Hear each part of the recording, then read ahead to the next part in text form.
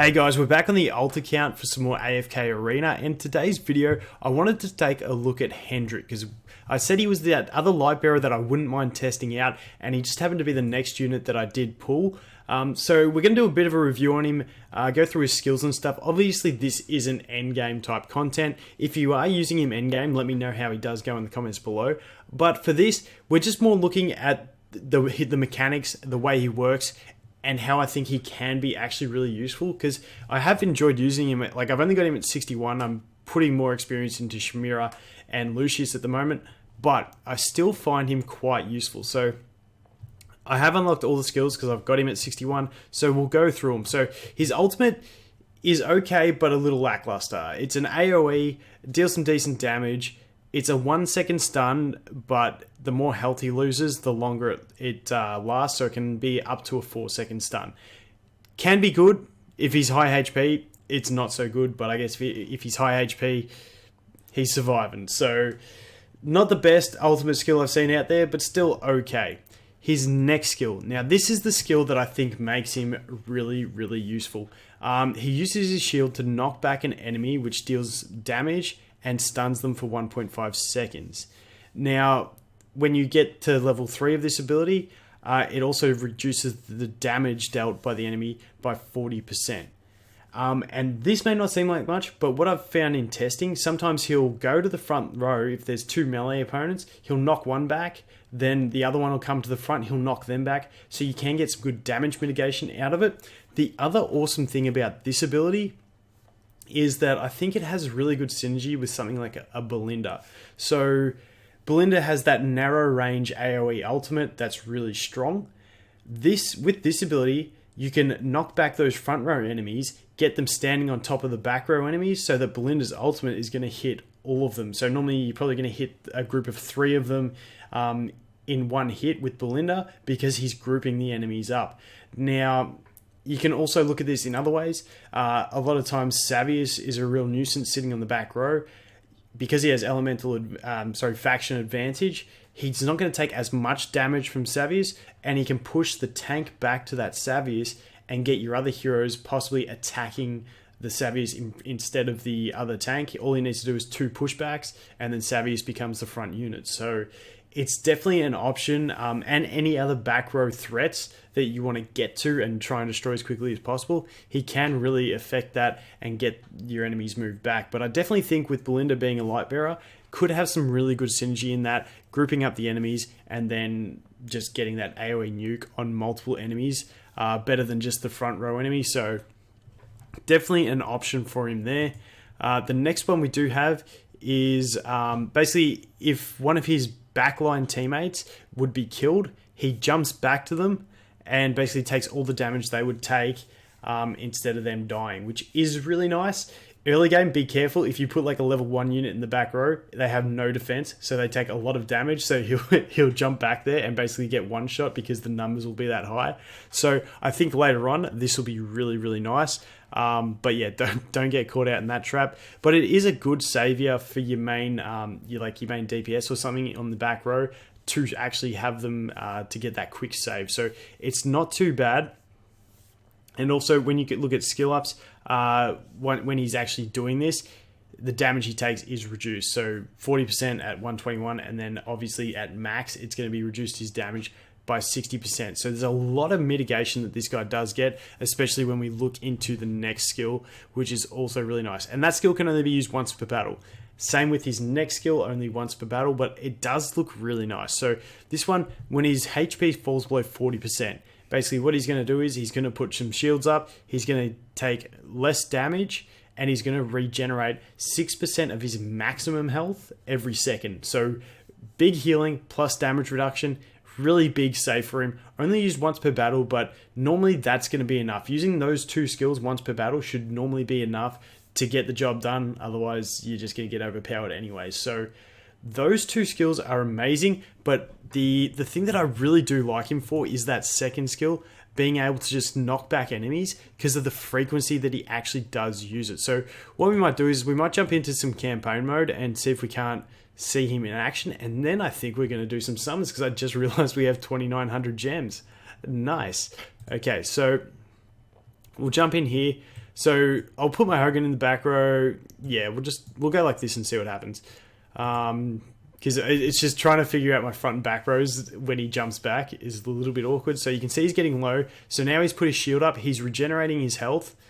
And he's taking less damage. So it's really nice. His ultimate's up. And now because he's lower health, his ultimate's going to stun them for a bit longer. So there you go. They're down. It's a knockdown. They're stunned. They're still stunned. So probably ended up being about a 2-second stun just because he had that lower health. And then you could see there at the end, he jumped back to defend, but he was a bit too low to actually affect any change there. So that's the way it does work. But he did actually save the killing blow. So if I had a decent unit there, yes, he would have died, but he would have saved that other unit to keep dealing damage. So works really well. We'll jump into another stage, see how he goes. Begin battle, beautiful. And look at you can see that first knockback happened already, and now he's about to go for his second knockback. And that's how quick you can get 2 knockbacks and then put one of their backline units basically in the picture. So now my hero would have died.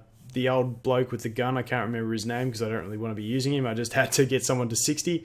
But yeah, he was dying, so he goes there. He comes back, he gets low, puts his shields up, starts healing. Just really nice. I just like the way it works, especially for early in the battle, getting those pushbacks. Because the other thing about those pushbacks is sometimes in progression when I was trying to, swap teams around on levels that I was struggling with, just having that, pushing the melee enemies further away from a Chimera when I had him in front of Chimera, was really nice to be able to get that gap. So when he did die, obviously because I'm more invested into my Chimera, so that once he did actually die, the enemies were further away from my Chimera, so it wasn't the end of the world. And there you go. He's got his shield back up, regenerating that health, really nice. Works really well, teamed up with Lucius as well, because you can pop that shield, and then when he's got that shield, he's not taking the damage, so he's really just topping himself off, as he did in that one. Got himself up to full HP, and worked really well. But like I said, only once per battle, so obviously Mines is a bit under-leveled for the content I'm doing at the moment, because I haven't got my Chimera at 81, and I'm working on my Lucius as well. We may struggle here against the Brutus, but we'll see how we go. So what I might do is I might put him there, and see if we can't get him to attack the Brutus and affect something here. So we'll punch the Brutus back, get him back again. The Hogan's done the knock-up as well. Okay, we're going to regenerate, but no one's going to stand that Brutus swing at such a low level. So we'll see how it goes. I think this stage will be where we have a fail, but you never know what Chimera and Lucius can do.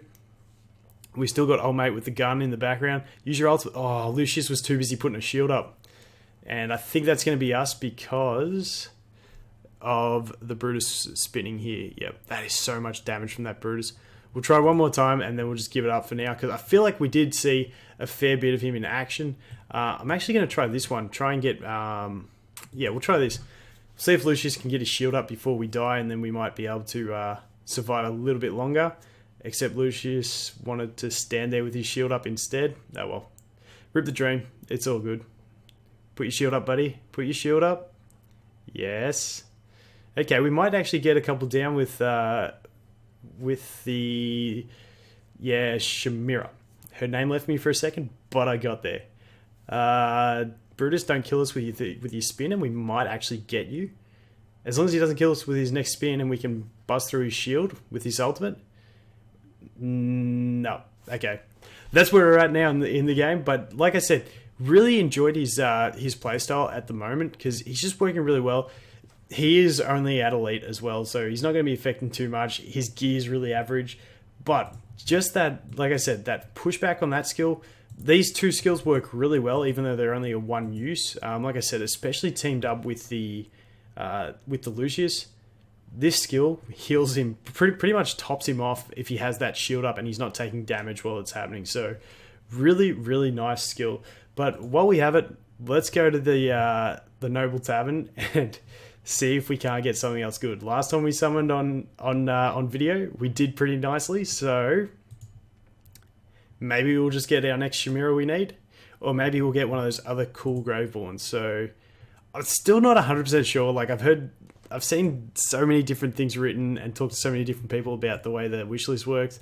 My Graveborn is filled out because I want all those units. The others I've sort of left, so we'll see. We will see what happens. Summons. We're just going to go straight open all and see what happens. The purple is always on that one for me. No. No. I feel like in these summons, it just, when it goes purple, it has to be an ascended hero. Like, this has got to stop. But, hey, I can actually use him now as fodder. What have we got? Okay, so we're close to getting the fodder we need to actually get Lucius to legendary, so it's not too bad. Plus, I can reset this guy, put it all into this guy, and we'll get a little bit more damage out of him. So I need that extra character at level 60, so why not? But that is going to be it, guys. That is the video about Hendrik. I really think he's alright. Let me know in the comments below if you've used him endgame and what he is actually like endgame, because like I said, I feel like his kit is really nice. So thanks for watching, guys, and I look forward to seeing you in the next one. Cheers.